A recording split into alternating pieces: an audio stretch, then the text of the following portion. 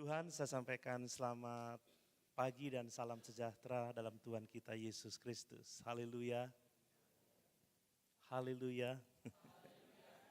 Sungguh kita bersyukur kepada Tuhan. Tuhan terus memelihara kita sehingga kita boleh bersama-sama lagi beribadah pagi ini. Ya, memuji Tuhan, menyembah Dia adalah panggilan hidup kita, orang-orang yang sudah diselamatkan. Amin. Tidak terasa kita sudah ada di minggu ketiga di bulan September. Bapak Ibu yang dikasih oleh Tuhan, bulan lalu setelah ibadah penyerahan anak sore ya di minggu ketiga, saya pulang dan saya berdoa, saya berpikir, Tuhan, apa tidak sebaiknya setiap hari, setiap minggu yang ketiga, saya akan memberitakan firman Tuhan tentang keluarga. Sebab kalau sudah penyerahan anak, saya mesti khotbah 2 kali, saudara ya. Saya khotbah tentang keluarga, kemudian kadang kalau saya khotbah waktunya kelamaan gitu ya, nggak bisa pendek. Lalu penyerahan anak, saya khotbah lagi tema yang lain.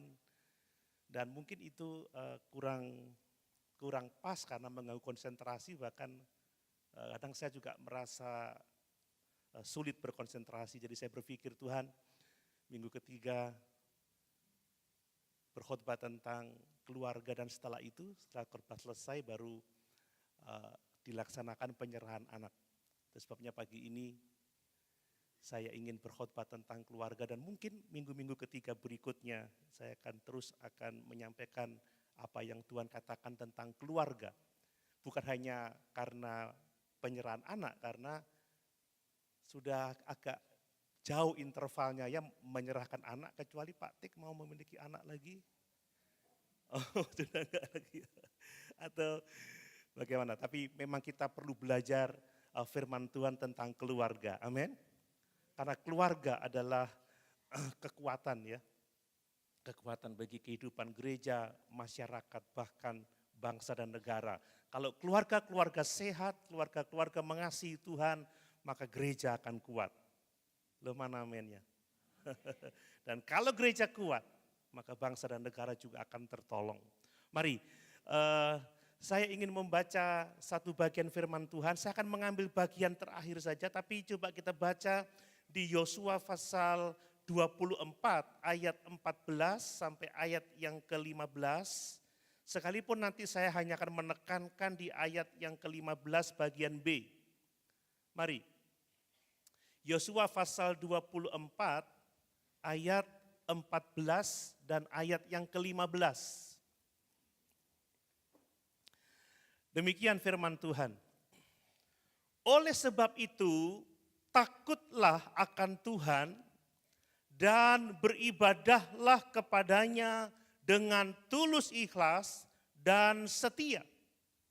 Jauhkanlah Allah yang kepadanya nenek moyangmu telah beribadah di seberang sungai Efrat dan di Mesir. Dan beribadahlah kepada Tuhan. Tetapi jika kamu anggap tidak baik untuk beribadah kepada Tuhan, pilihlah pada hari ini kepada siapa kamu akan beribadah.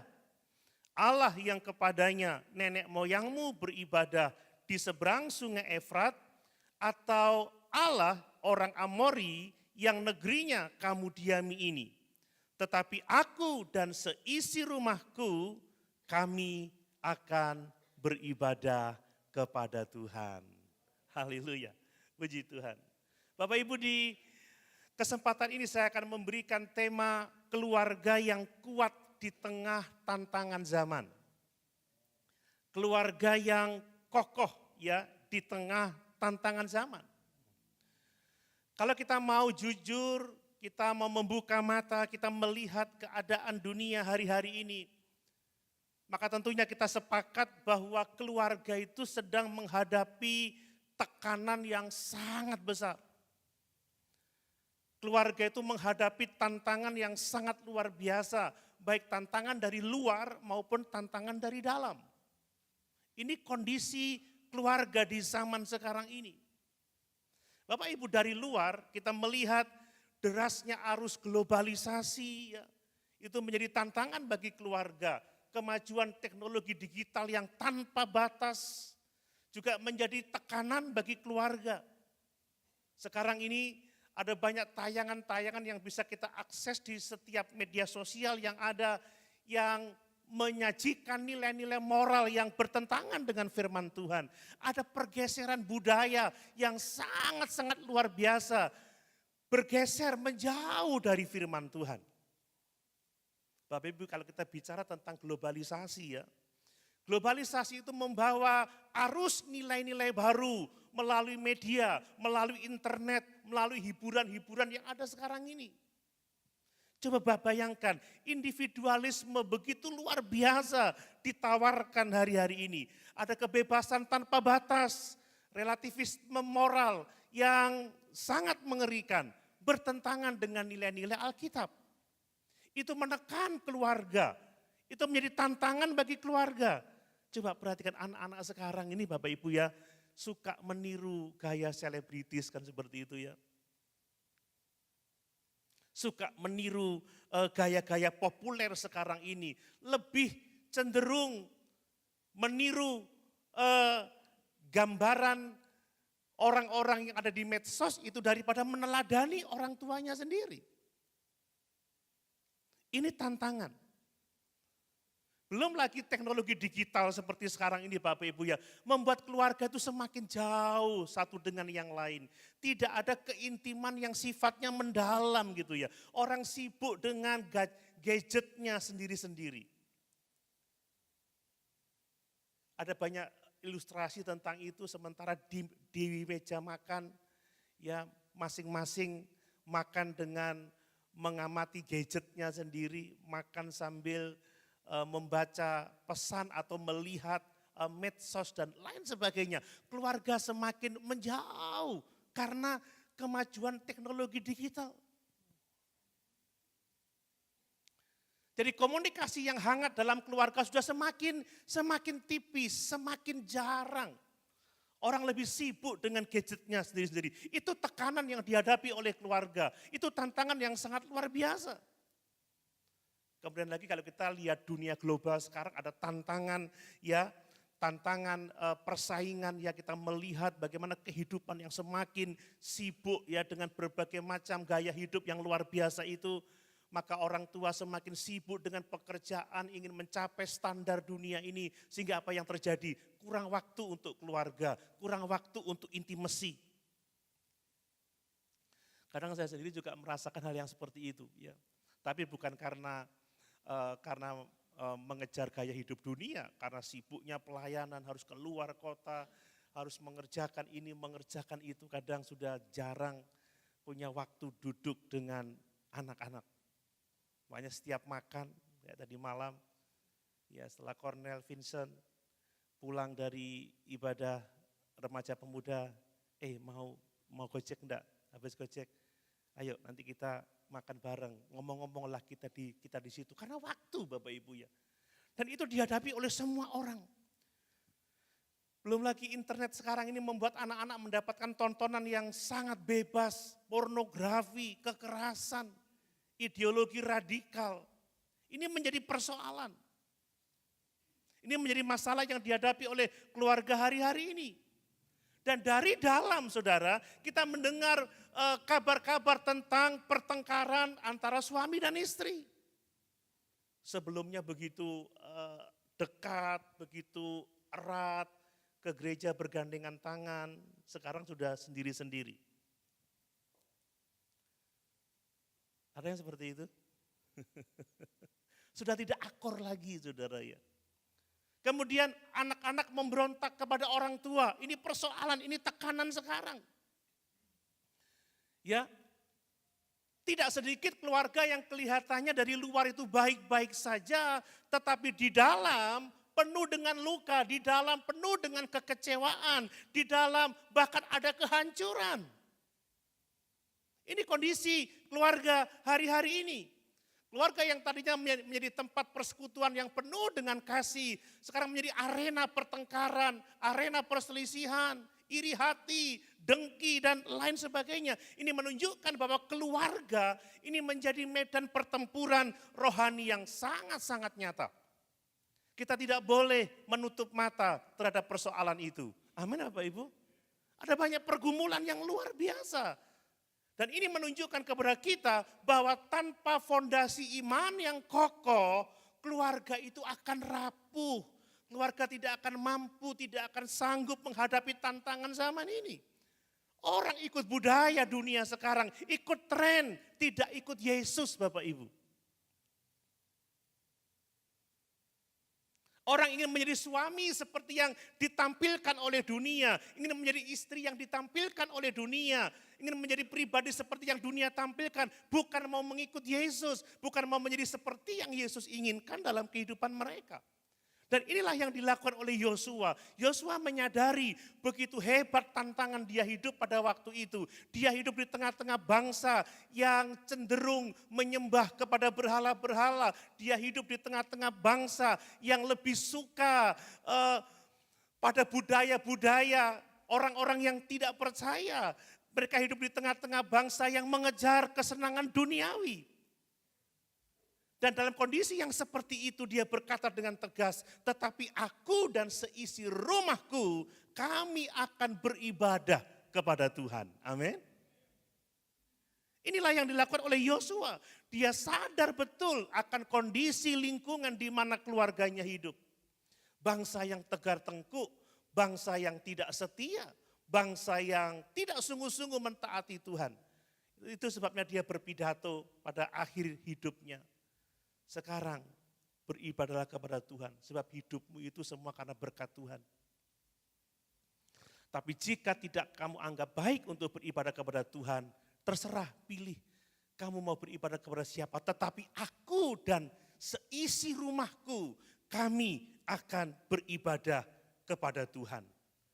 Bapak Ibu yang dikasih oleh Tuhan, inilah satu-satunya jawaban untuk kita bisa menjadi keluarga yang kuat di tengah tantangan zaman ini. Ini menjadi sangat penting. Nah pertanyaannya sekarang, apakah keluarga kita siap menghadapi tantangan zaman? Saya pernah ngobrol-ngobrol sama seorang saudara, dia bilang begini, menikah, membangun keluarga itu kayak judi ya. Loh kayak judi seperti apa? Biasanya orang itu kalau judi menang di awal, di belakang kalah gitu. Pertama berkeluarga, harmonis, lengket kayak perangko. Setengah perjalanan mulai bertengkar, kelihatan aslinya, mulai saling memarahi, kemudian saling melukai, mulai ingkar janji, sama-sama menyanyi, kau yang berjanji, kau yang mengingkari. Lalak judi, kadang menang, kadang kalah. Saya bilang, ya enggak seperti itulah. Berkeluarga itu bukan berjudi, berkeluarga itu membangun apa yang dikehendaki oleh Allah. Amin Bapak Ibu. Bukan berjudi. Memang ada masalah, tetapi selalu ada jalan keluar bagi orang-orang yang mengasihi Tuhan. Amin. Ini penting. Nah persoalannya apakah kita siap menghadapi tantangan zaman sekarang ini dengan globalisasinya, dengan perkembangan teknologi yang luar biasa sekarang ini? Mungkin sekarang kita baik-baik saja, tapi bagaimana dengan besok, lusa?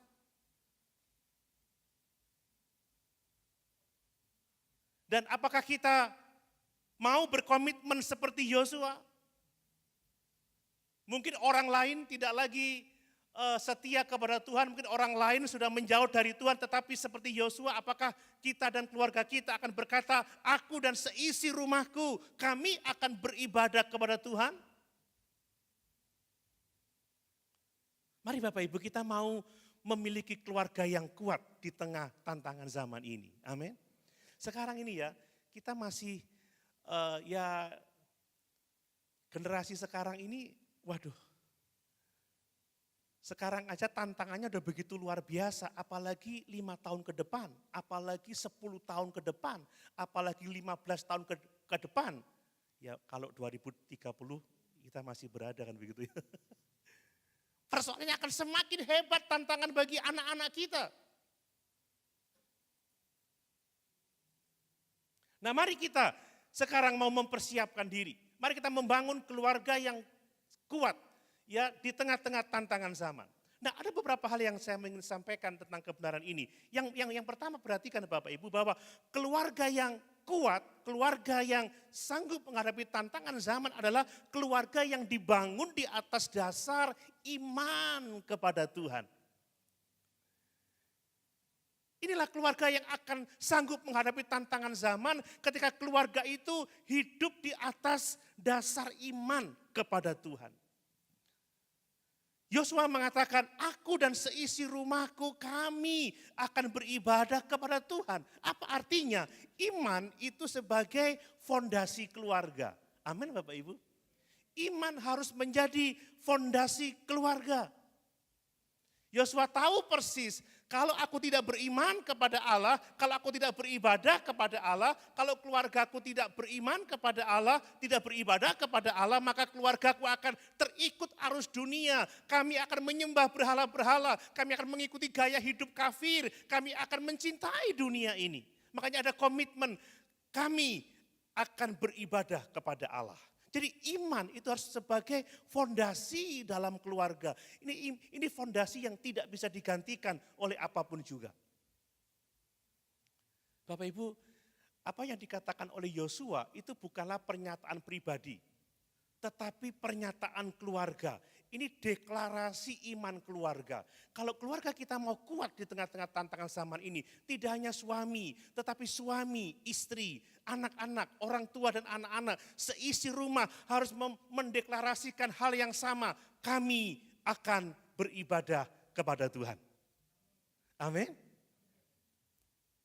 Ini komitmen yang harus kita kerjakan dalam hidup ini Bapak Ibu. Yosua tahu persis, Yosua sadar betul bahwa kekuatan keluarga, kekuatan rumah tangga bukanlah ada pada harta. Bukan. Ada banyak orang yang berharta tetapi rumah tangganya berantakan. Tidak ada damai sejahtera di dalam kehidupan keluarga. Bukan harta, bukan juga pendidikan. Ada banyak orang-orang tinggi dengan gelar yang sangat tinggi tetapi berantakan rumah tangganya. Bukan juga status sosial yang terhormat, tetapi hubungan yang benar dengan Tuhan. Amin.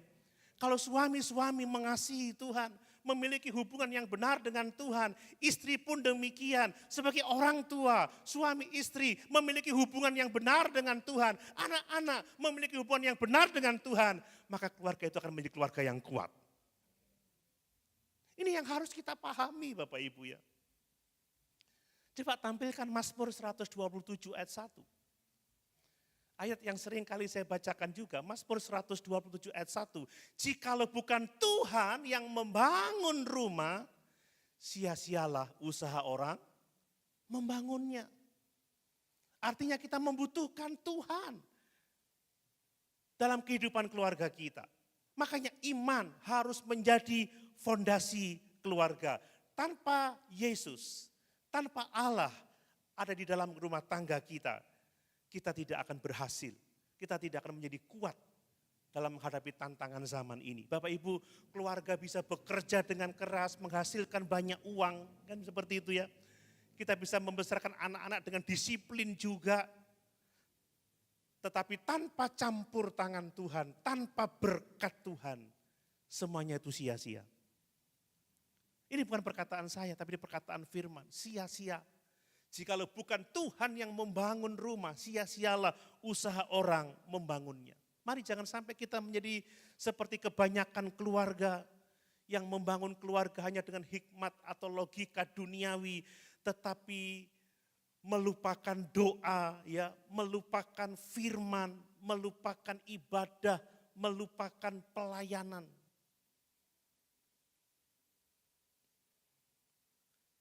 Kalau kita melakukan itu Bapak Ibu, kita tidak akan berhasil menjadi keluarga yang kuat di tengah-tengah tantangan zaman ini. Mungkin kita punya banyak uang, mungkin kita berpendidikan tinggi, punya status sosial yang tinggi, dikenal sebagai orang yang sukses secara duniawi.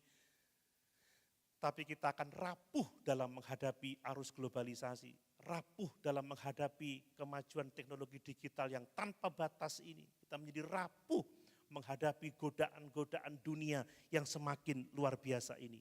Mari Bapak Ibu, kita mau menjadikan iman itu sebagai fondasi dalam keluarga kita. Jangan meninggalkan doa dalam keluarga, amin. Jangan meninggalkan firman. Jangan meninggalkan ibadah. Jangan meninggalkan pelayanan. Semakin intim dengan Tuhan, semakin erat dengan Yesus. Kita pasti akan menjadi keluarga yang kuat menghadapi tantangan zaman ini. Amin. Nah yang berikutnya bicara tentang iman sebagai fondasi keluarga. Iman itu harus dinyatakan dalam kehidupan sehari-hari, kan begitu ya. Ya, iman itu bukan sekedar pengakuan di mulut Bapak Ibu ya.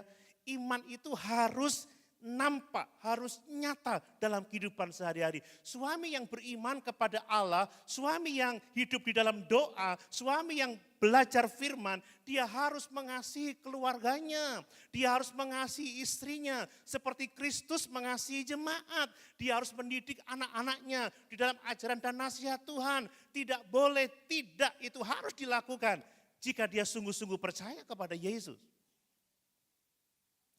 Ya, bukan mengaku percaya tetapi tidak mengasihi, tidak mendidik, tidak merawat, tidak menasihati.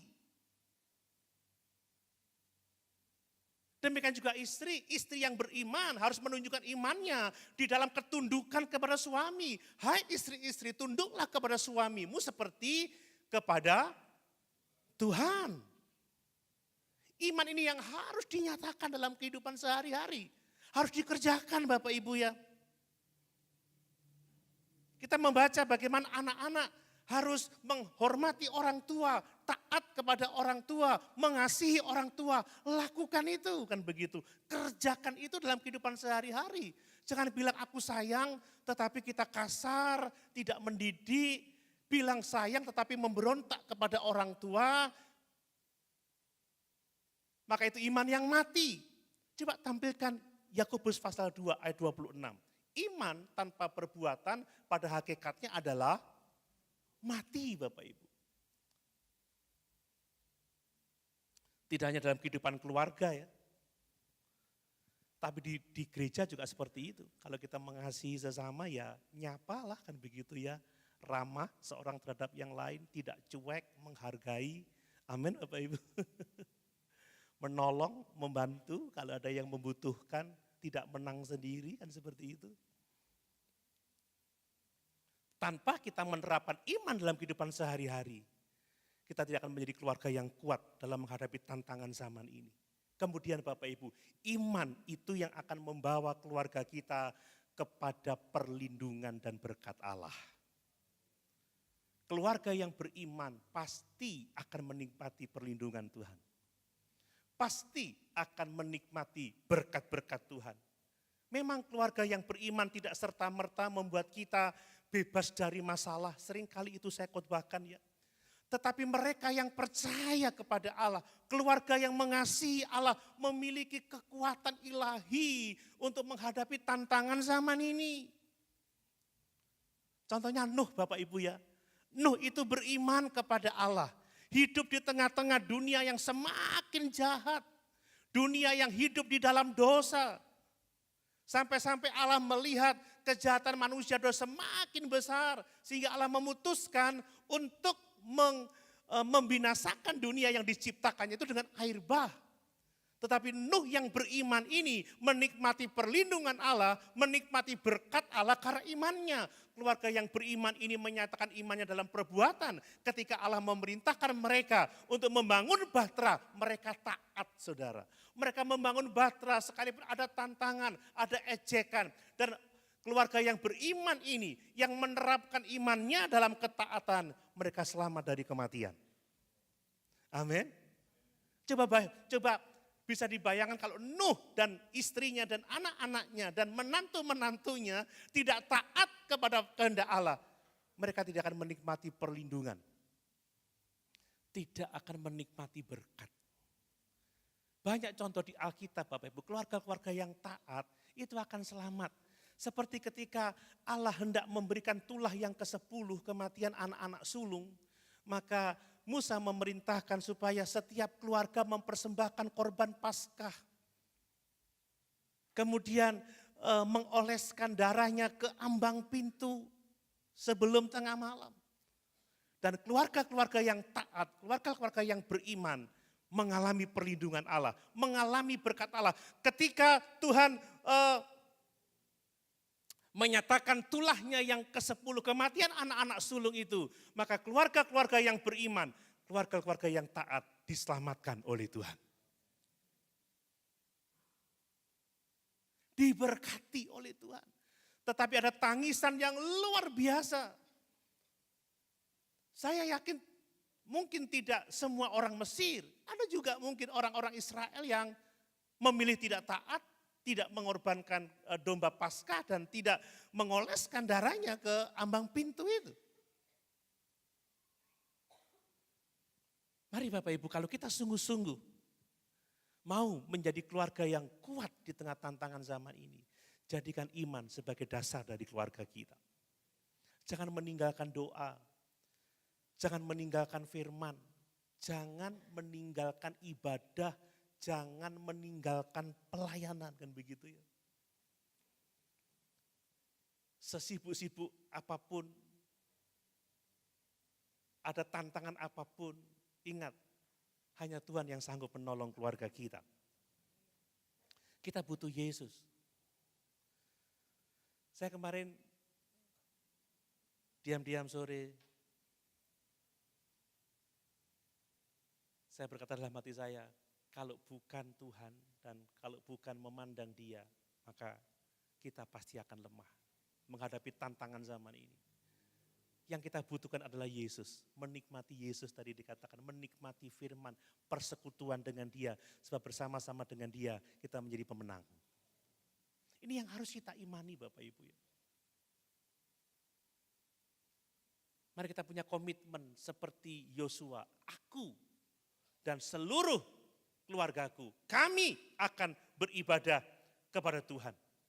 Sebab iman pasti akan membawa perlindungan, membawa damai sejahtera, membawa pengharapan meskipun kita hidup di tengah-tengah badai kehidupan yang semakin luar biasa ini. Itu sebabnya hadapi masalah apapun juga utamakan Tuhan. Cari dulu kerajaan Allah dan kebenarannya, maka semuanya akan ditambahkan kepada kita.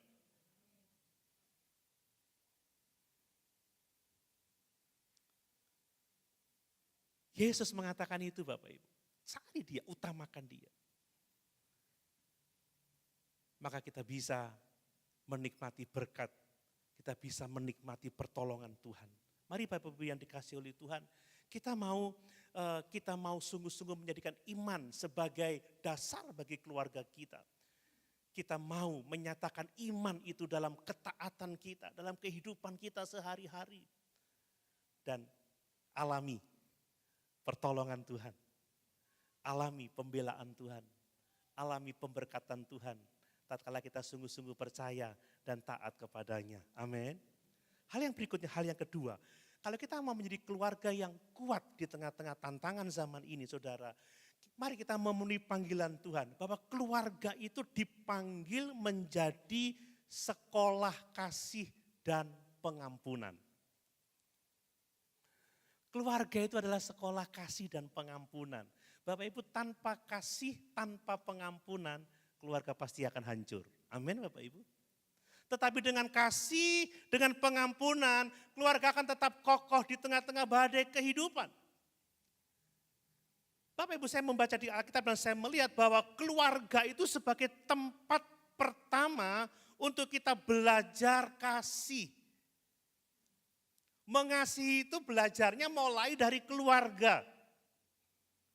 Coba kita baca Efesus 5 ayat 25. Efesus pasal 5 ayat 25.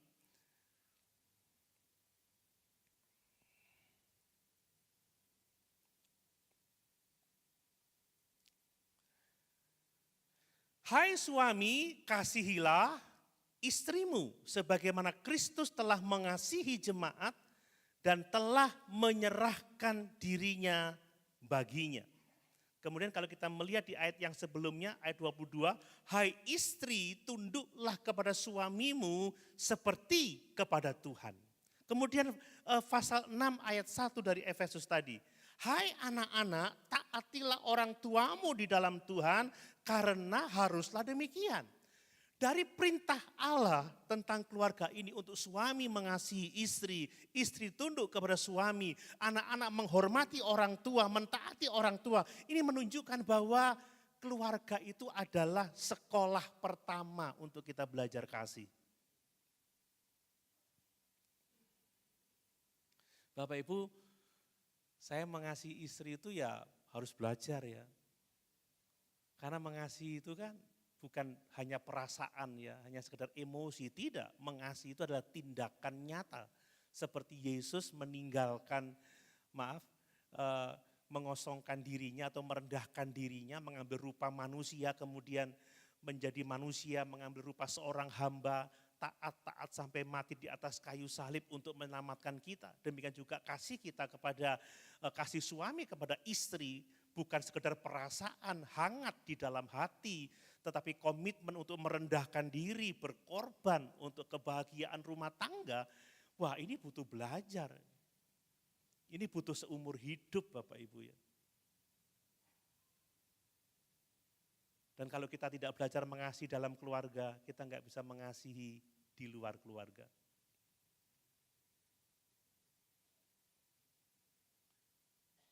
Ini menjadi penting bagi kita. Ketundukan juga proses seumur hidup Bapak Ibu ya.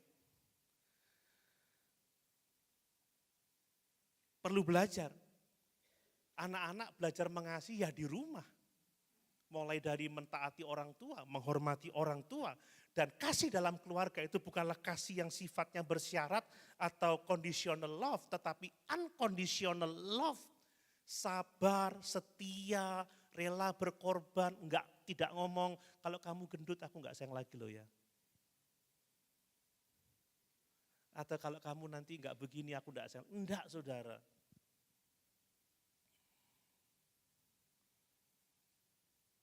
Kemarin saya potong rambut, wah tipis banget pinggir, kata istri saya, papanya puber ketiga katanya. Puber ketiga.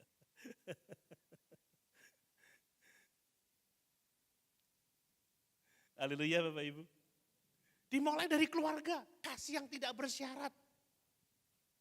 Ya dunia ini mengajarkan egoisme, menang sendiri.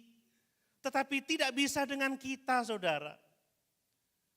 Harus kasih yang unconditional, kasih yang sabar, kasih yang rela berkorban, kasih yang mendidik, kasih yang mengampuni. Itu hal yang sangat penting.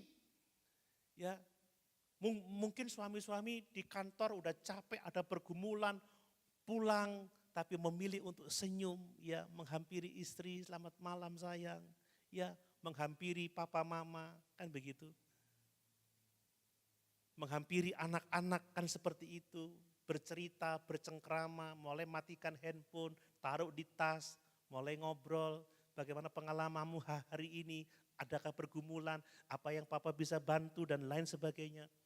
Anak-anak tetap mengasihi orang tua, sekalipun seringkali keputusan orang tua tidak sejalan dengan keinginan anak, kan begitu. Wah kalau dijabarkan ini bisa panjang. Tidak hanya di keluarga Bapak Ibu, enggak ada seorang pun yang sempurna. Orang bisa melukai, orang bisa mengasihi. Saya pernah melukai istri saya, pernah juga melukai anak-anak saya, tetapi kalau tidak ada kasih dan pengampunan itu tidak akan berhasil. Amin. Tidak akan berhasil Bapak Ibu, tidak akan berhasil. Demikian juga berapa banyak kita melukai Yesus. Karena ketidaktaatan kita, karena ketidaksetiaan kita. Tetapi 1 Yohanes 1 ayat yang ke-9 berbicara apa? Kalau kamu berbuat dosa, barang setiap orang yang mengaku dosa, Allah itu setia dan adil. Allah itu akan mengampuni kamu dari segala dosamu dan menyucikan kamu dari segala kejahatan. Allah itu penuh dengan kasih dan pengampunan. Amin. Nah yang berikutnya, keluarga itu sebagai tempat pertama belajar pengampunan saudara. Yang namanya konflik dalam keluarga itu hal yang wajar. Konflik di gereja itu juga wajar. Di lembaga apapun juga, di institusi apapun juga, bahkan di sekolah tinggi Alkitab Jember, yang namanya konflik itu pasti ada Bapak Ibu.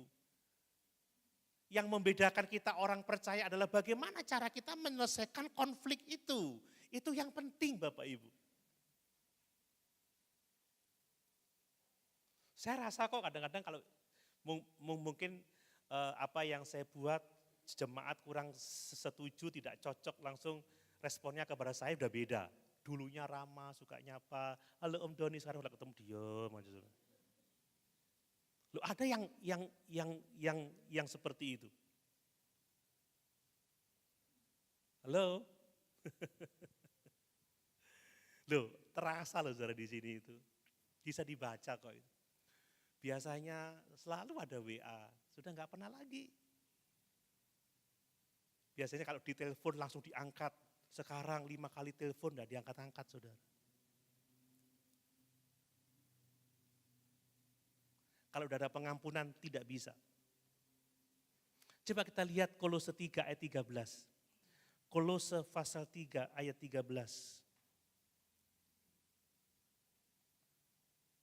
Perhatikan firman Tuhan ini. Sabarlah kamu seorang terhadap yang lain dan ampunilah seorang akan yang lain. Apabila yang seorang menaruh dendam terhadap yang lain, sama seperti Tuhan telah mengampuni kamu, kamu perbuat jugalah demikian. Amin. Bisa Bapak Ibu? Bisa?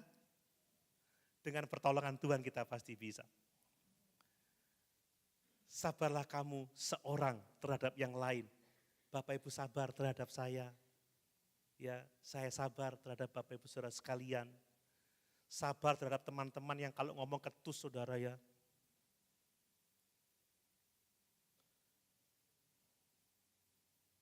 Kalau nggak sabar ya, gak nyaman aku di eklesia. Ada yang ketus. Halo? Woi, masa khotbah sak jam setengah?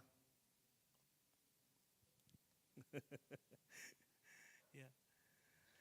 Kalau ketus itu hanya memang ya karena, tapi kalau ketusnya memang hatinya nggak beres, nah itu lain saudara ya. Harus dibedakan memang. Ya, sabar mengampuni seorang akan yang lain. Saya mau mengatakan tidak ada keluarga yang sempurna, nggak ada suami yang sempurna. Saya nggak sempurna, istri saya nggak sempurna. Kadang dulu kalau istri saya ngomong, jemaat ruwe Pak Doni ini sabar, lek di omah lek wis ngamuk saudara, anak emang keret kabeh begitu saudara. Halo? Tanya anak-anak saya, paling takut sama saya. Tapi kan orang bertumbuh, orang berubah. Amin Bapak Ibu? Amin? Saya nggak bisa mengatakan, wow saya nggak ada cacatnya, nggak bisa. Saudara bisa tanya. Tapi saya terbuka, saya bilang saya minta maaf, papa salah. Anak saya pernah terbuka dan selesai Bapak Ibu. Yang penting bagaimana kita bisa saling mengampuni. Saya pernah ceritakan, saya pernah 3 hari 3 malam tidak bicara sama istri. Kalau udah ada pengampunan, tidak selesai Bapak Ibu. Tidak selesai. Pengampunan sangat penting. Jadi mengampuni juga tidak berarti bahwa kita mengabaikan kesalahan. Enggak, tetapi melepaskan kebencian. Kita tidak mau sakit hati, kita tidak mau menyimpan kepahitan di dalam hati. Kita akan menyelesaikan dengan baik. Ya, kita akan membangun bersama-sama dengan baik. Kalau ada yang salah dibenarkan, dikoreksi, diperbaiki. Tetapi kita memilih untuk tidak menyimpan kepahitan dalam diri kita. Sehingga kalau lihat orang langsung, ya, nehi. Wah ini yang nggak boleh saudara. Masa kalau tidur sama suami istri lalu dikasih guling 10, tumpuk, benteng. Waduh, saudara nggak akan jadi keluarga yang kuat. Mari, kata Tuhan Yesus, kata Paulus, jangan sampai matahari terbenam, amarahmu harus sudah selesai. Amin Bapak Ibu. Kalau marah, jangan sampai matahari terbenam. Artinya kalau marah segera diselesaikan, segera mengampuni, segera melepaskan kepahitan. Karena marah tidak hanya pagi, bisa siang, bisa sore, bisa malam. Tapi segeralah kita meninggalkan kemarahan itu. Mari Bapak Ibu, jadilah keluarga yang tidak gengsi, mengatakan maaf kepada suami, maaf kepada istri, maaf kepada anak, maaf kepada orang tua. Kalau mau istirahat malam, maaf ya tadi papa kelewatan kalau ngomong. Kalau sudah gitu ya maaf juga ya Pak, Mama juga emosian, bukan maaf Pak, maaf ya tadi papa kelewatan kalau ngomong, memang kamu enggak benar, wah malah enggak beres saudara. Ya saling memaafkan, lalu sudah suami bilang maaf, maafkan aku juga ya sayang, kan gitu enak saudara ya. Nanti kalau anak malam-malam, Pak minta maaf, memang kamu anak durhaka, nah enggak selesai saudara. Ini penting untuk kita semua. Dan yang ketiga Bapak Ibu, yang berikutnya, kasih dan pengampunan itu sebagai cermin Kristus dalam kehidupan kita. Amin. Bapak Ibu, kasih Kristus adalah kasih yang rela mati di atas kayu salib untuk memikul dosa-dosa kita, untuk mengampuni kita orang berdosa.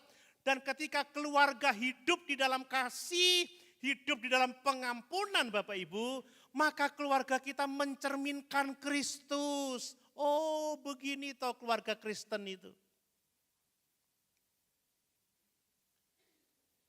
Kita menjadi refleksi bagi kemuliaan Kristus. Coba kita baca Yohanes 13 ayat 34 dan 35. Yohanes 13 ayat 34 dan 35. Kamu menyebut aku guru dan Tuhan dan katamu itu tepat. Sebab memang akulah guru dan Tuhan. Jadi jikalau aku membasuh kakimu, aku yang adalah Tuhan dan gurumu, maka kamu pun wajib saling membasuh kakimu. Wow, luar biasa. Amin Bapak Ibu. Jadi artinya kita mengampuni, artinya kita melayani, artinya kita memaafkan. Kalau kita melakukan itu di dalam keluarga, antara suami istri, orang tua anak, maka keluarga kita mencerminkan Kristus. Bukan malah mengobral keluarga keluar, oleh bojoku ngene, oleh anakku ngene, oleh orang tuaku ngene. Enggak saudara. Coba kita baca ayat 34-35. 34-35. Ya. Aku memberikan perintah baru kepada kamu yaitu supaya kamu saling mengasihi sama seperti aku telah mengasihi kamu, demikian pula kamu harus saling mengasihi. Dengan demikian semua orang akan tahu bahwa kamu adalah murid-muridku, yaitu jikalau kamu saling mengasihi. Jadi keluarga yang hidup di dalam kasih dan pengampunan itu akan mencerminkan Kristus dalam kehidupan kita. Bapak Ibu, rumah tangga kita adalah sekolah kasih, sekolah pengampunan. Amin. Amin.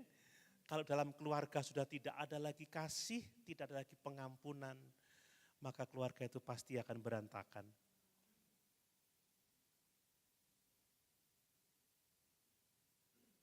Tidak akan bertahan.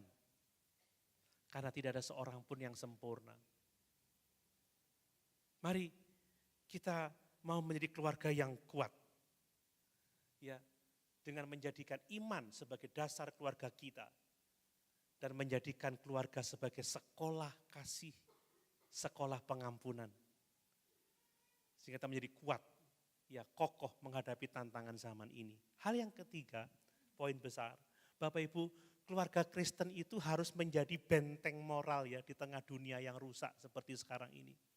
Ya, seperti yang dialami oleh Nuh. Lingkungan sekitar keluarga Nuh itu sudah rusak, jahat. Keinginan hatinya sepenuhnya membuahkan kejahatan semata-mata. Tetapi Nuh dan keluarganya ini menjadi benteng moral yang sangat luar biasa. Nuh dan keluarganya tidak terikut dosa dunia. Tidak menjadi sama jahat dengan dunia di sekitarnya. Bapak Ibu, dunia yang rusak ini menyerang nilai-nilai keluarga. Ini perlu kita perhatikan. Lihat, dunia rusak secara moral. Pornografi mudah diakses, gaya hidup bebas. Hedonisme, perselingkuhan dianggap biasa. Integritas seringkali dikorbankan untuk kesenangan dan keuntungan.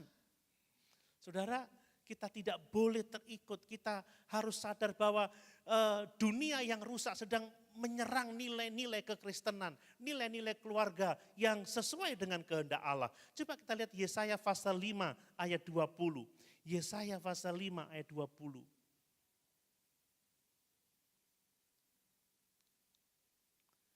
Yesaya pasal 5 ayat yang ke-20.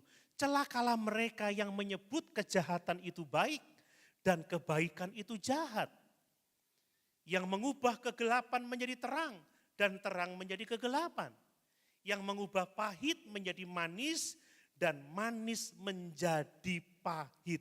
Inilah dunia yang rusak. Apa yang dipandang sakral sekarang dianggap biasa, saudara.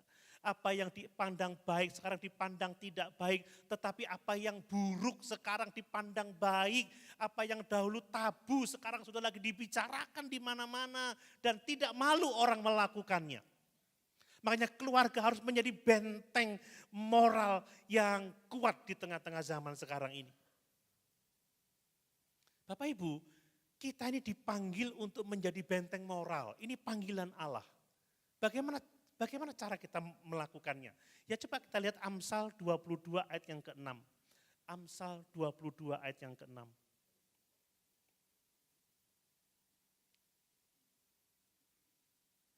Demikian firman Tuhan, didiklah orang muda menurut jalan yang patut baginya, maka pada masa tuanya pun ia tidak akan menyimpang dari jalan itu. Amin.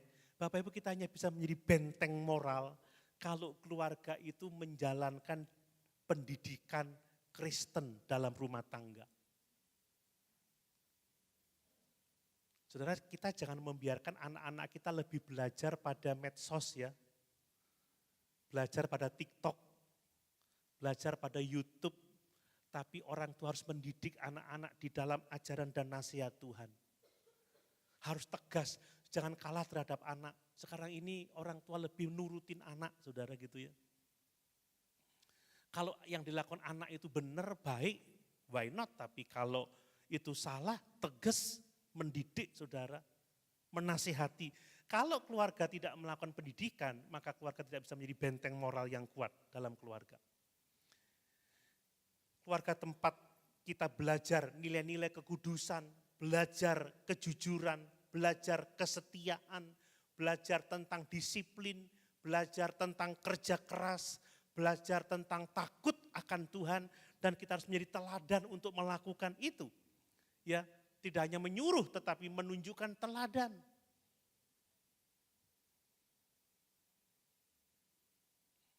Karena anak itu lebih mudah belajar melalui melihat daripada secara verbal. Mulai ya menjadi benteng. Dan keluarga menjadi tempat penanaman nilai-nilai kekudusan. Ini yang sangat penting. Ya, saya bisa mengatakan rumah itu sebagai gereja kecil Bapak Ibu ya. Di mana firman Allah diajarkan, doa dipraktekkan, kasih dipraktekkan, pengampunan dipraktekkan. Kalau kita melihat Shema Yisrael ya di dalam Ulangan pasal 6 ayat 6 sampai yang ke-7, maka Allah berbicara kepada bangsa Israel, apa yang kuperintahkan kepadamu hari ini haruslah engkau perhatikan. Haruslah engkau mengajarkannya kepada anak-anakmu di setiap kesempatan, di setiap situasi, di setiap kondisi. Firman yang diajarkan, kehendak Allah yang diajarkan. Hanya dengan itu kita bisa menjadi benteng moral bagi keluarga kita. Dan gereja juga bisa menjadi benteng moral kalau di gereja diajarkan firman Tuhan. Ya. Banyak sekali gereja-gereja sudah tidak lagi memberitakan firman Tuhan, tidak lagi mengajarkan Alkitab, tetapi lebih kepada pengembangan diri, ya. Bukan kasih kepada Allah, kasih kepada sesama, bukan hidup di atas dasar iman yang benar. Mari Bapak Ibu dikasihi oleh Tuhan. Keluarga harus menjadi benteng moral. Gereja kita harus menjadi benteng moral. Disinilah kita belajar tentang kasih, tentang kekudusan, tentang kejujuran, tentang kebenaran, tentang kehidupan yang memuliakan Tuhan.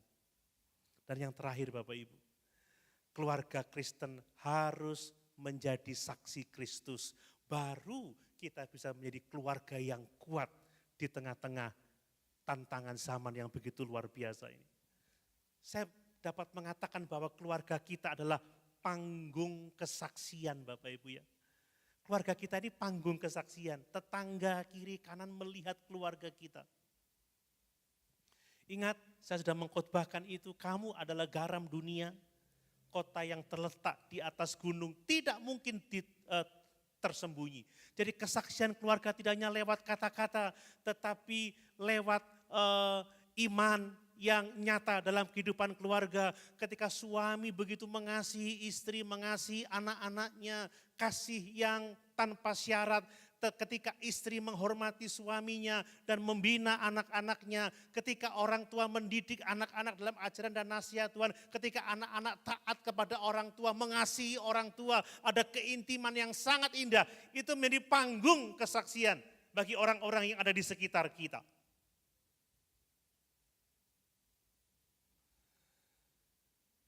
Dunia membutuhkan mercusuar dan beberapa waktu yang lalu, mungkin bulan lalu saya khotbahkan, dunia tidak butuh teknologi, ya, tidak butuh kecerdasan buatan.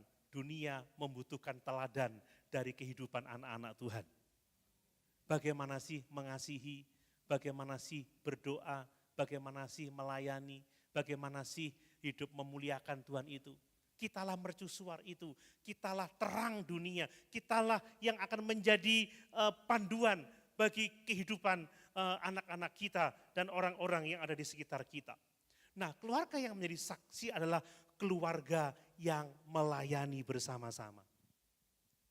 Bapak Ibu, senang sekali kalau ya dalam keluarga inti, orang tua, ya anak-anak semuanya melayani Tuhan.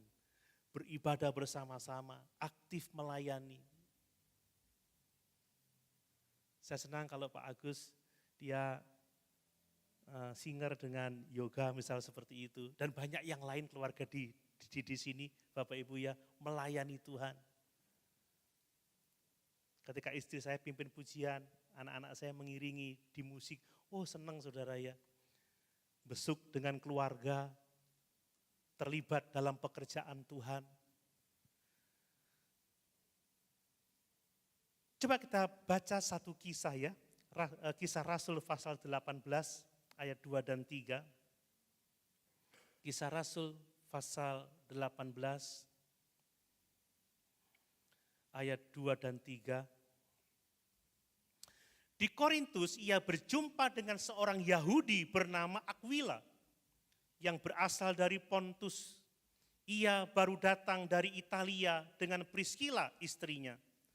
Karena Kaisar Claudius telah memerintahkan supaya orang Yahudi meninggalkan Roma. Paulus singgah ke rumah mereka. Dan karena mereka melakukan pekerjaan yang sama, ia tinggal bersama-sama dengan mereka. Mereka bekerja bersama-sama karena mereka sama-sama tukang kemah.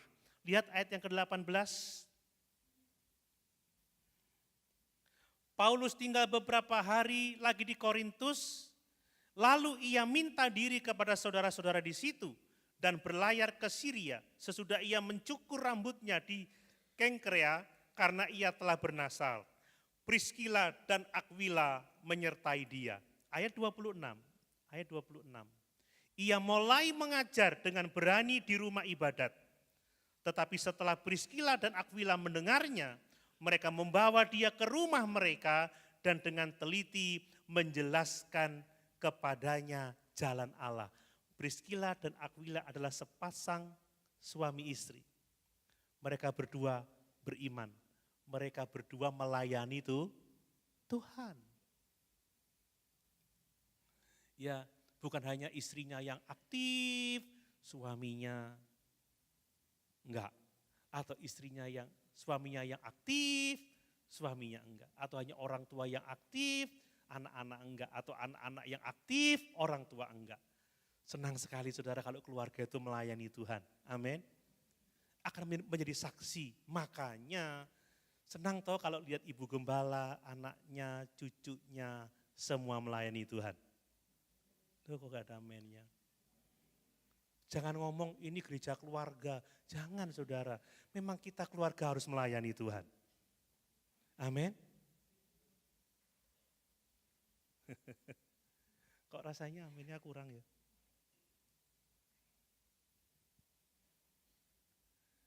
Saya kepingin saudara, 5 anak saya semua melayani Tuhan. Kalau bisa bersama-sama dengan saya. Haleluya. Ya itulah kekristenan, beda dengan dunia. Bukan nepotisme, memang kita mau aku dan seisi rumahku melayani Tuhan. Makanya sambut dengan syukur ya. Kalau di antara jemaat semuanya melayani Tuhan. Ya sambut dengan syukur kalau keluarga ibu gembala semuanya melayani Tuhan. Ya. Itu penting saudara, saya senang anak saya mau belajar teologi. Apalagi semuanya. Kemarin doa bersama keluarga Nathan, kalau doa biasanya 2-3 detik, itu bisa 15 menit. Enggak terlalu lama saudara. Pak, aku nanti sore pelayanan Pak. Wah, senang saudara ya. Jadi mari kita saling melayani. Amin Bapak Ibu. Saling menopang, saling support kan begitu, saling mendukung. Ini penting.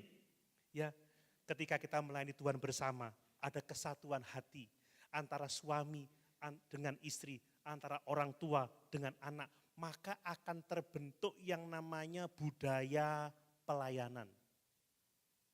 Di sini banyak keluarga yang seperti itu. Kalau saya sebut salah satu, jangan ada yang iri ya. Nanti khotbahnya bisa 2 jam. Ya. Mulai opa, oma, papa, mama, anak-anak, artinya cucu saudara, melayani Tuhan. Wah, ini menjadi saksi. Dan keluarga itu akan jadi berkat bagi masyarakat di sekitar kita. Lihat, kata Allah kepada Abraham, aku akan menjadikan kamu berkat. Ini penting untuk kita pahami. Melalui kehidupan kita, nama Tuhan dipermuliakan. Mari Bapak Ibu yang dikasih oleh Tuhan, sebagai kesimpulan, ya mari kita periksa fondasi keluarga kita. Apakah keluarga kita dibangun di atas Kristus atau hanya di atas dunia ini? Mari kita praktekkan kasih dan pengampunan dalam keluarga. Amin Bapak Ibu. Dalam setiap konflik, belajarlah mengasihi, belajarlah mengampuni, melupakan yang sudah, membangun keluarga lagi di dalam Tuhan. Didiklah anak-anak dalam firman Tuhan. Jangan serahkan kepada dunia. Jangan biarkan anak-anak kita belajar dari TikTok, dari Facebook, dari YouTube atau platform digital yang lainnya. Dan mari kita menjadi keluarga yang misioner, keluarga yang jadi saksi, keluarga yang jadi berkat. Maka keluarga kita akan menjadi keluarga yang kuat di tengah-tengah tantangan zaman ini. Amin. Mari sama-sama kita berdiri.